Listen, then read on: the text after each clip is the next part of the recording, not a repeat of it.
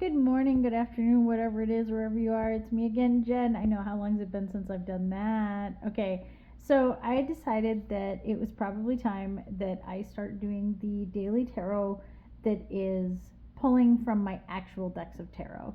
I have quite a few, and it's been a while since I've done this. So we're going to see if I can actually keep myself on task and get back into this.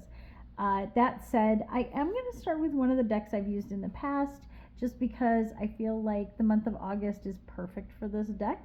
I also feel like because of all the things I've been doing in July and some of the things I have planned for August, this is the right deck for this beginning this venture again. And that deck is, of course, my Insect Tarot by Loren Sherman. And there's all the information right there for Loren's website and where you can get the deck. I will try to remember to flip this so that it is not backwards so you can actually see that. I met Loren last year actually at an event in Indiana at Billy Creek where I did get that deck signed. Super cool. And I will show that at some point too. I'll probably make a big deal about that so I can explain how their signature works because it's not a typical signature. But I really love this deck and I really love the insect aspect of it. So I thought, what better in the heat of summer than to go a little buggy with some things. So what is our first card that we have that I am pulling for this is the Five of Swords. So as always, I try to pull the cards totally at random, but that doesn't mean that I won't kind of preview some of these and go, I already pulled that one a couple times, so we're gonna make sure we get something new.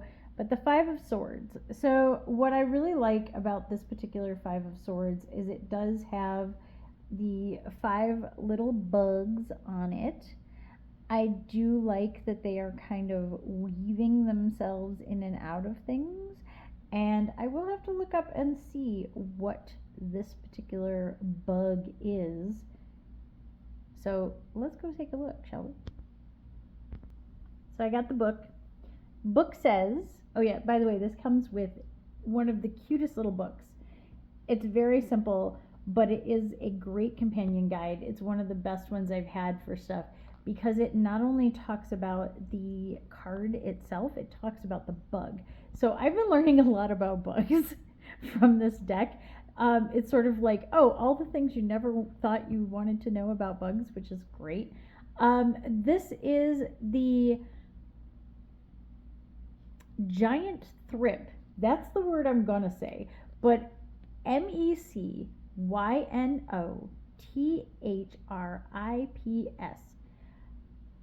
Mesinothrips? If I pronounce that wrong, Loren, please come from my soul on that one. I'm doing the best I can. But I think that sounds right. Anybody else? Yeah? Okay, so obviously, Five of Swords is what I lovingly call the Don't Be a Dick on the Internet card because this victory is kind of hollow and nobody really wins. It's a little bit arrogant, a little bit violent. Like, it's not a great situation with the win on this one. But let's see about thrips. They will compete for mates. But where most competitive insects settle for shows of force, male thrips will not hesitate to outright kill each other for a chance to pass on their genes. So, yeah, let's eliminate some of the species in order to pass on the species genes that are mine. So this again, it's advantageous for the individual but devastating for the species. But the Five of Swords encourages us to look back at the bigger picture. I think that's really cool because immediately you get the idea that like this is an insect that is willing to sacrifice the species for its own victory.